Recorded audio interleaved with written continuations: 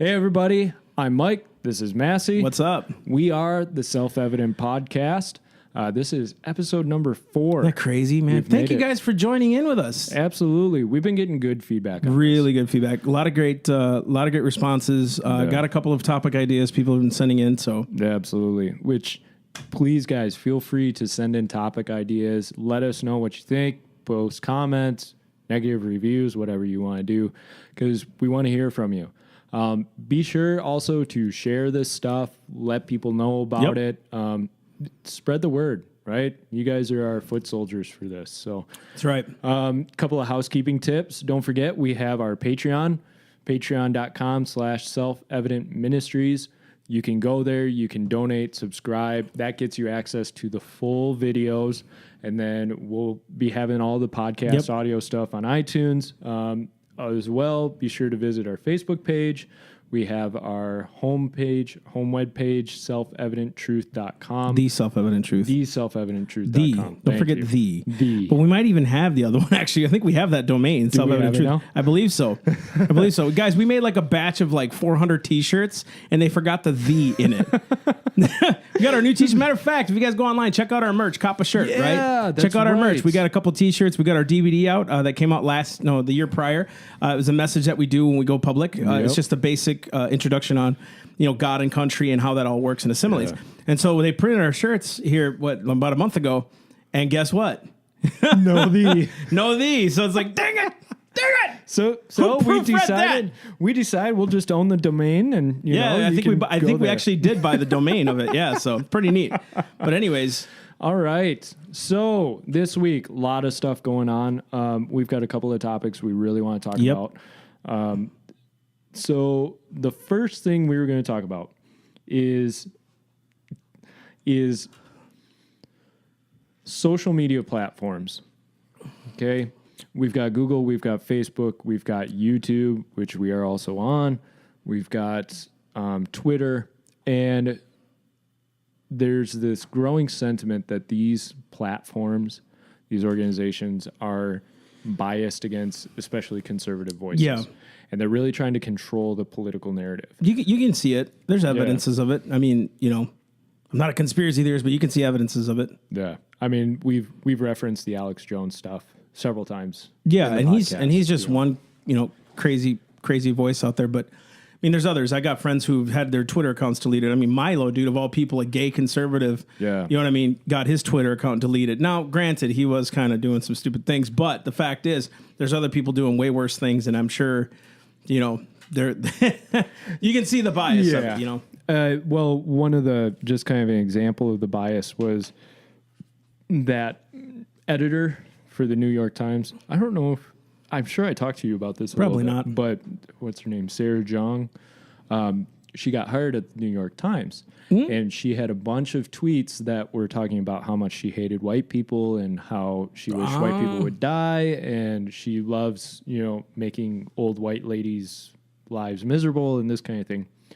And New York Times defended her, said, we're okay with hiring her. Look, whatever, you guys can leave.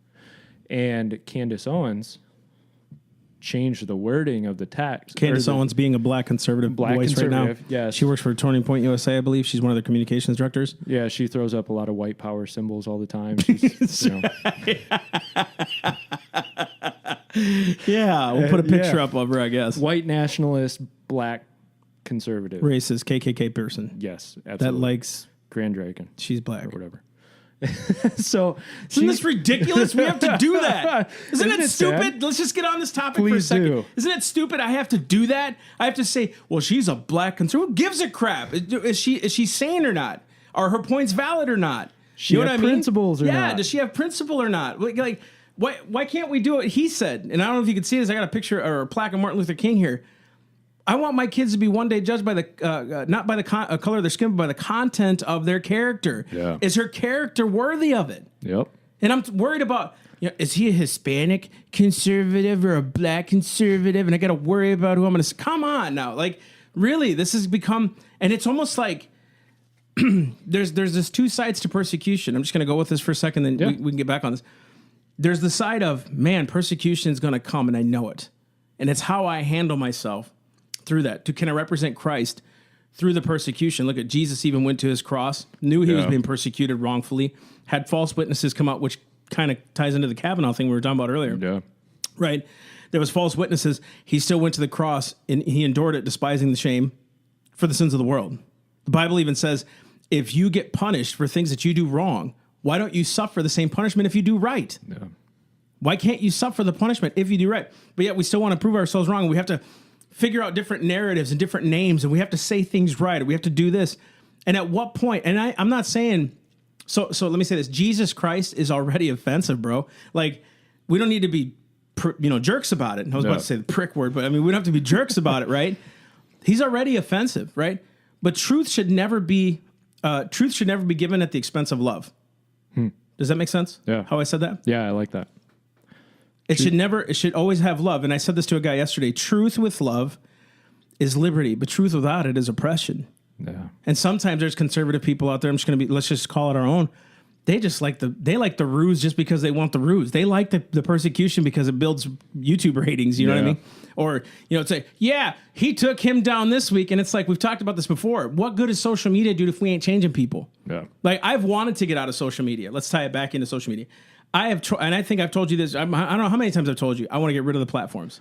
I don't want self-evident to be on it. I don't even care if I'm on it anymore. I don't care if my wife's like, no, you have a reach there. People like it, blah, blah, blah. I'll run the pages for you, right? Yep. I don't even want to be on it anymore. But I am realizing more and more and more how important, and kind of this is the vehicle of communication now. Yeah.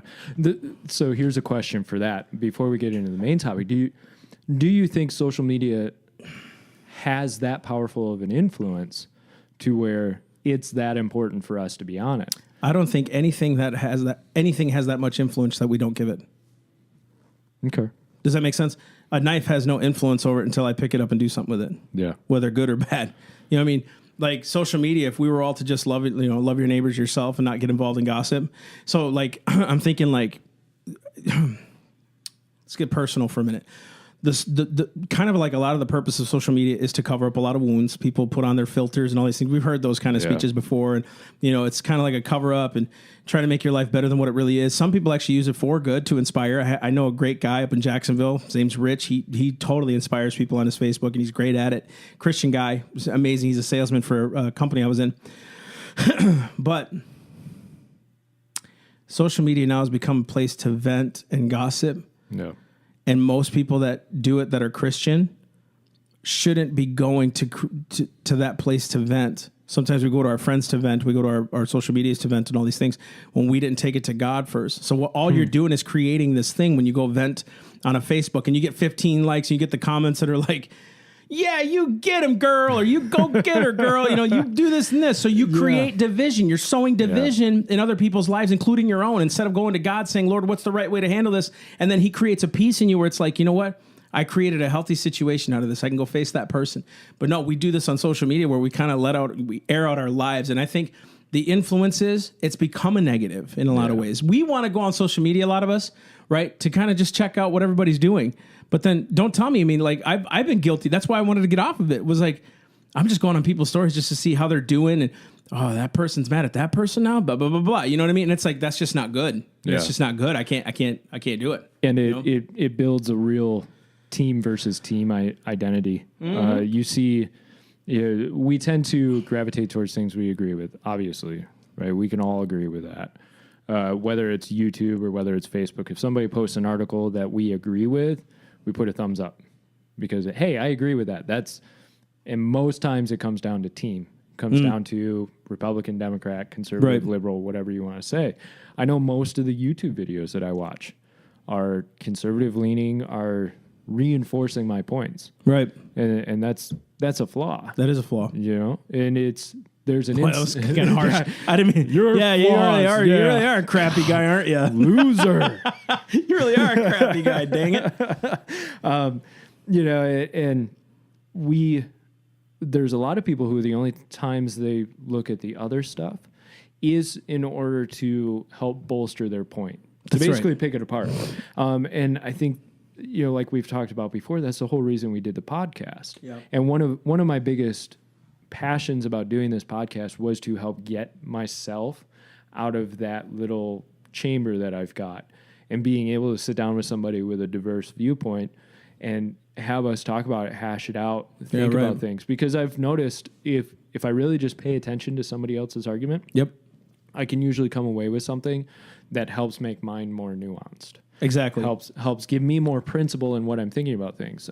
Perfect example. Solidifies you. Yeah, exactly. In your point. May even change your point a little bit, but it solidifies who you are. Exactly. And here's a perfect example. So I just started this roofing job, and the vast majority of the guys that I work with are Guatemalans or Mexicans. We've got, some Cubans, Dominicans, and I'm learning a lot about how much you don't know Spanish. Yes, exactly. Like you guys, I've come to Massey and I need to learn Spanish. It's like, boy, what are you talking to me for, man? I'm just a white boy with a tan. Get out of here. I know Spanish a little bit. Took some Spanish classes. He speaks Spanglish. And one of the things that I'm really observing is the differences in culture, which I think are good, right? But I feel on the outside, because most of the crews are pretty much all Spanish speaking, all Guatemalan or Mexican. So they've really got their own culture that they're a part of. And I'm kind of on the outside, this American white boy from the Midwest. And I'm observing that not in a sense of, well, they need to change or I need to change, but just an understanding of, okay, here's some nuance to how cultures are different and how it feels to be the other in the group, because a lot of times liberals, progressives will talk about minorities always feeling othered, right? The black guy in the majority white town, they tend to lift up that idea and point it out and focus on it and reinforce it. If he's different, he's something else. He's not with his own culture, his own people. I'm in a position now to kind of observe that a little bit. Gotcha. And so I'm learning some things about that and not into the sense of, well, I need to establish my culture more, but it's just an understanding of, what does it feel like to be another? And I don't care about being another. I don't, because don't you just want to be cool with everybody? Yeah, that's exactly what it is like, I just want to know them. Like, do we have to get to know these guys? Yeah, dude, again, so they have different cultures. Like I grew up Hispanic, right? My friends who I grew up with who weren't Hispanic, right? Different cultures, different times. I gave my parents my money when I was growing up. My brothers will attest to it. My parents will attest to it. And I don't know what it was, if it was a culture thing, but they were like, hey, if you're working, you help us out because we've been helping you and blah, blah, blah. It wasn't a bad thing. It was just when I worked, I gave them all my money. Yeah. All my friends would be like, why do you do that? It's a culture thing, Yeah. But we were all cool with each other. They understood it. I mean, they like my folks, right? It wasn't anything weird. It was like, why are we trying to figure out and understand cultures? Can't we just be cool with everybody? Like, hey man, that's cool. If you like rice and beans, guess what? If I ate that mess, I would not be able to get off the pot. I'm not even trying to be funny, but it's the truth. You're different. You're built differently. You think differently. But you know what, dude? We all can laugh. Yeah. We all have sense of humors. We all have different, kind of moral structures, right? And I'm trying to understand that. Some of these guys are crass. Some of them aren't. I'm a Christian. So why do you want to understand their culture when all they need to understand is Christ? Yeah. And you need to understand Christ, which changes us from the inside out anyways. Cultures don't really matter anymore with Jesus. It's not even about that. It's about the soul. It's about the friendship. It's about the brotherhood, right? No. And I was thinking about it before you were going on this tangent, because I like the tangent we're going on. I do too. It's like, why do we spend so much time trying to figure out the other person in their culture, but not figure out the other person? Thank you. Does this make sense? Yeah. So let's just take it to the church, for example. Let's take it to football, because I love football. You love football. Fans and teams will literally go at it with each other in fisticuffs. What is it? Philadelphia Eagles fans went nuts, I think, in Minnesota or whatever, like the other place. They were wrecking stuff, At that point, is it about the love of football? Is it about football anymore, or is it about you being right? It's about being right and being part of a team. That's exactly it. Right. Now, we can all be a part of a team. I think it's not wrong to, I love the Patriots. You hate every other loser team. Or you like all those guys. But I'm kidding. But I keep thinking about, even in church, is this about Jesus anymore, about our church? No. Is this about friendships, brotherhood, building a strong coalition with people, right? And being a part of society, being a part of a community in that workplace? Or is it about, they're Hispanic, I got to learn how to be more Hispanic? No. I hate the argument of, there's so many white people and there's white this and white that. All you see is white. Because a vast majority of the people in this country are white. What do you expect? What do you expect? I mean, it's a white privilege thing. It's just a white. I mean, it's the majority thing. They're more of. Because you wouldn't go to China and say, this country is way too Chinese. Hey! Right? Great point. Right? No. Do they say that about Russia? No. They're all white-skinned over there. Almost, right? Mostly. Yeah. In a lot of ways, right? They don't say that there. Switzerland, would you say that there? How diverse is it? I don't know, right? But statistically, what is it? 30% of the population is black? Yeah. I think, isn't it? Or like 27, 30%? Something like that. Somewhere around those lines. Sure. Right? It's like, and there's another 70, percent of other people. Yeah. When the majority, probably 48, 50% are white. Yep. You're going to have more white. And dude, this could be, okay, so I'm not denying that there's racism. I'm not denying that, hey, people stepped on other people to get ahead. That is not it. It is, how do you deal with that now? How do you change it now where you're at instead of blaming and try to figure this out, little nuances, man? Like, why can't we just love each other in truth? And I think something you said sparked this. When you have Christ and we both understand in each other that we love Christ, then we can appreciate each other's differences or culture or whatever, right? I love being with your family. I love hanging out with your family. Because we're awesome. Because you're awesome. Now, one of the reasons that I love your family is because I know your family loves Christ. And so I'm automatically a brother with your family. Mm-hmm. But then I get to experience and enjoy a different culture, a different side of life that I didn't get when I was a kid. And meanwhile, when you're spending time with my family, you get to see something unique or different in that aspect. Yep. And that's beautiful. Instead of having to fight about, okay, how do we protect cultures or how do we make sure different cultures change? Well, let's have Christ first, and then we can just enjoy the differences. Yeah, yeah. And then you can figure out why Christ made us different in the first place. Like, why did God make us different? What's so unique about us? And what do you bring to the table as a part of your uniqueness, in Christ, right? Anyways. So back to that social media stuff. You know what I mean? Like, is there an influence? Yeah. I mean, it's right now. It's sales platforms. And now you can get a job on Facebook. There's marketplace. I mean, they've become kind of the Walmart of social media. In a sense, which kind of loses its, how do I say it? Appeal. I think. Like Walmart. It's like people would rather go to Target. Yeah. It's just got that allure. You know what I mean? It's exclusivity almost in a sense, whereas Walmart just becomes like the bland, right? Yeah, like fits in, and it's like so cookie cutter. And Targets, I'm not saying they're not cookie cutter, but I'm just being honest. Sometimes even the quality stuff there's better, right? And I'm not saying go to Target. There's some personal convictions that I won't go to Target for. And Walmart, if you want us to change our tune, go ahead and just sponsor us, and we promote Walmart guys, day long. Walmart's the best ever now. That's right. Remember the little smiley face guy? We'll bring it back. We'll bring it back. But I mean, and again, we shop at Walmart. I'm not saying, what I'm saying is like there's no appeal to go. Yeah. You go there now because it's cheaper. That's the main reason you go now is because it's cheaper. It's not just because you want to go there. It's because it's cheaper, than most places. Yeah. I feel we've done that to people. How so?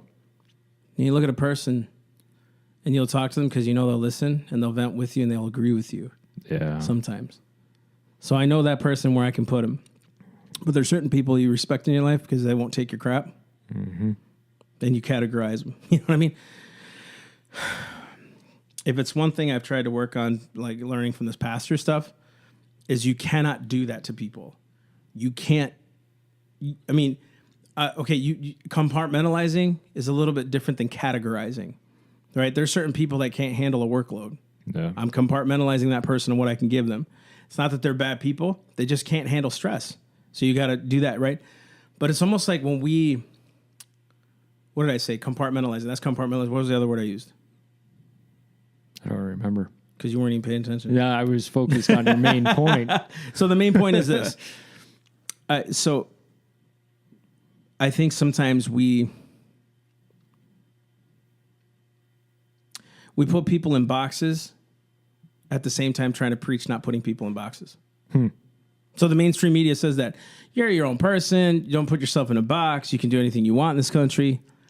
But we're the same people on the media side saying, you know, they're conservatives, they're wicked, they're weird people. Put them in that box. They're liberals, they're wackos, they're in that box. Even if they're an athlete, let's say they do good works, right? So I know, I'll just use LeBron James, J.J. Watt, you know, some of the bigger name stars that do charity. Dude, LeBron James straight up built a school and he's guaranteeing college placement. He'll pay for it. That's crazy. You know, all these things. You know what I mean? Dude, like tuition, the food, all that stuff. I don't know how he does it. I don't know what he's doing, but that's pretty dang amazing. Now, his policies are very left-leaning, right? Yeah. And all those things. And I'm using left and right because so you'll understand the term, right?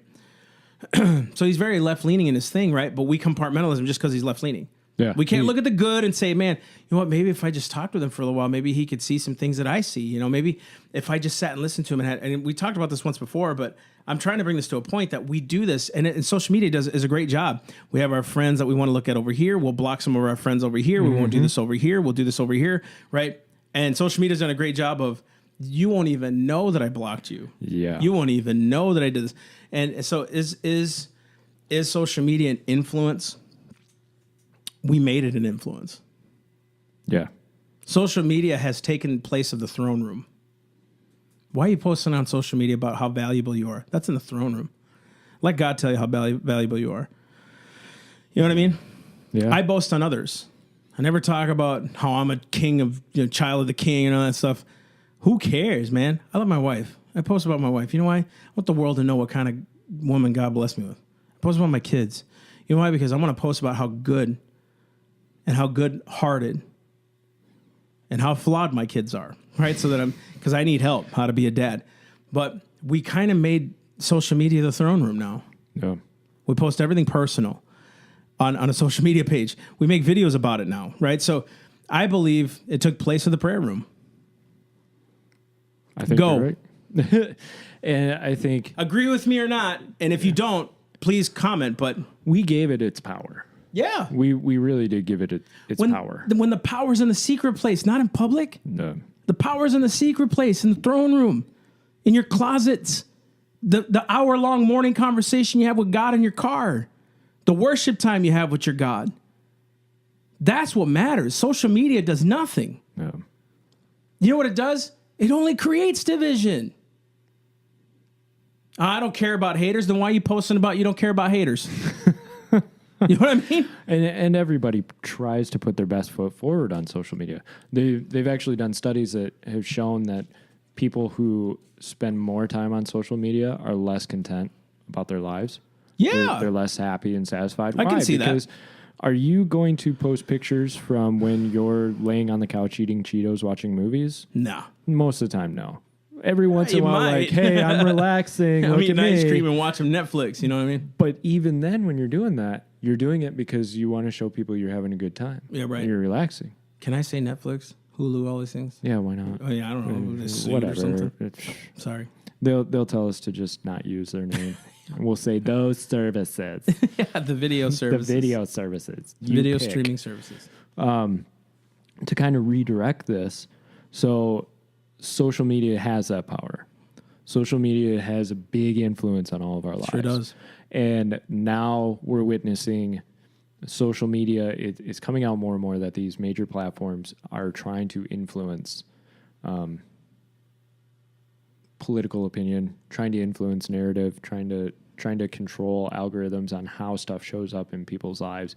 And there's been evidence that they've done deeper research into how can they start redirecting people's opinions and thoughts to come to a certain conclusion. Right. You know, which is really just a leading. So if I give you 10 YouTube videos every day and I know exactly the points and ideas that are being put in all of those videos, over the course of months, I can start walking you towards a different idea, right? So let's take something simple. Let's say you're pro-life. So I would choose videos first. And this is this sounds conspiracy theory. I'm not saying that they're actually implementing this, but if you wanted to help direct an entire society, this is how you could do it. First, I give you videos that are all pro-life, strict pro-life points. Then I start giving you videos that give one or two good arguments as to why pro-choice might be okay, or why to think about the nuance of pro-life. Over the next months, years, whatever, I start giving you videos with more pro-choice narrative, right? And I slowly walk you that. Now, is there the material to do that? I don't know. But this idea of societal control is something that I think conservatives really fear, because they're watching stuff turning against them. Conservatives are getting banned. They're getting shadow banned, which just means their stuff doesn't show up at all. And you're watching this happen more and more. So you and I have talked a little bit. And my question to you was, we're both free market people. Right. We both care very much about government shouldn't get intrusive. Yep. My question to you was, is there a point where the private sector has such a control over narrative and information that the government should step in to help redirect it?